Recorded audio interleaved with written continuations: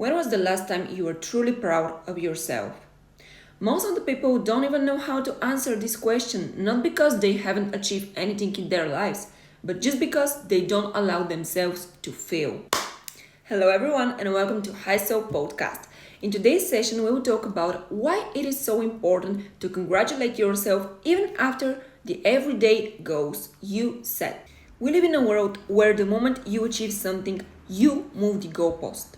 You hit one milestone and instead of celebrating, you just whisper to yourself, okay, so what's next? I need more. This is not enough. And slowly, without even noticing, you build a world where nothing you do feels enough.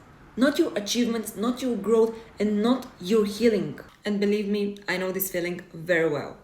There were moments in my life where I accomplished things the younger version of me would have cried from happiness about. And what did I do? I didn't celebrate, I didn't stop, I didn't even breathe. I immediately jumped to the next thing.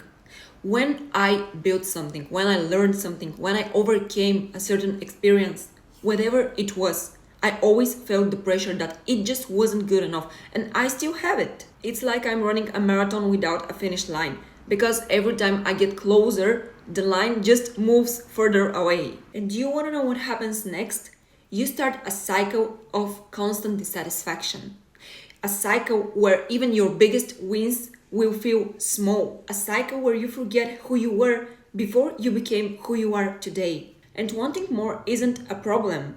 Dreaming bigger is powerful, ambition is beautiful, and wanting grow is natural. But when more becomes your identity and when nothing is ever enough, you turn ambition into self-punishment. And you're starting believing yourself, I will be proud when I achieve that. I will be happy when I reach this level. I will feel confident when I become that. But life doesn't work this way.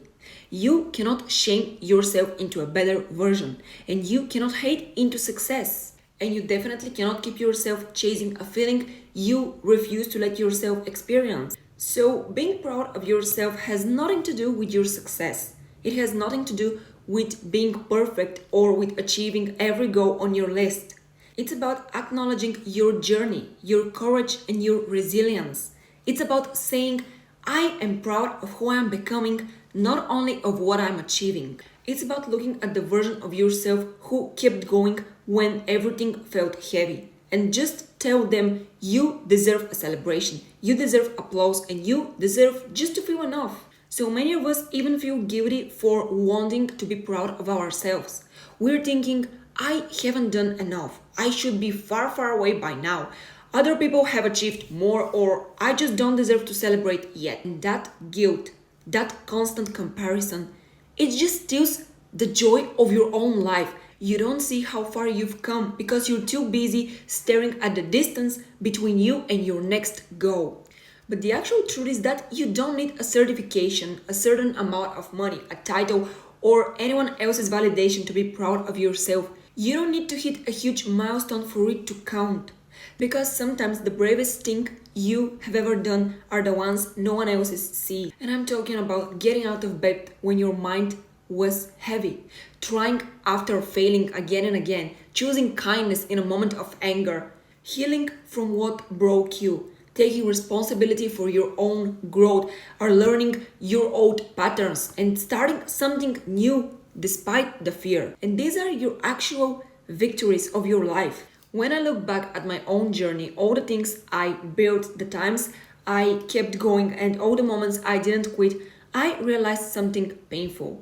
I never let myself to be proud because I was always comparing and rushing to become a future version of myself instead of appreciating the one I already was. I never let myself to be proud because I was always rushing to become the future version of myself, the dream version of myself, instead of appreciating the one I already was. And I kept thinking, this is good, but not enough yet. And that thought just destroyed the joy that should have been mine. It stole all the moments I could have remembered forever. It made my achievements feel empty and it made growth feel like a pressure. And maybe you're doing the same thing, but it's totally fine because I'm here and together we will fix that issue. So my life changed when I understood this.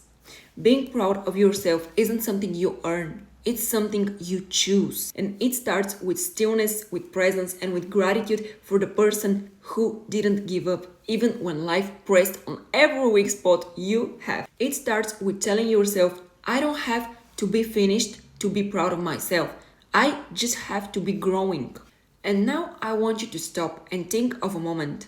One moment you surprised yourself or someone else surprised you. I want you to think of the moment where you acted with courage, where you made a choice that scared you, where you kept going, where you healed, and where you tried. Now hold that feeling. I want you to pay attention to how your body responds to it, because this feeling is actually pride, and you deserve to feel it more often. You've come further than you realize. You've grown more than you admit, and you've survived things you don't even talk about. You've pushed through days that felt impossible. Now, please, do me a favor.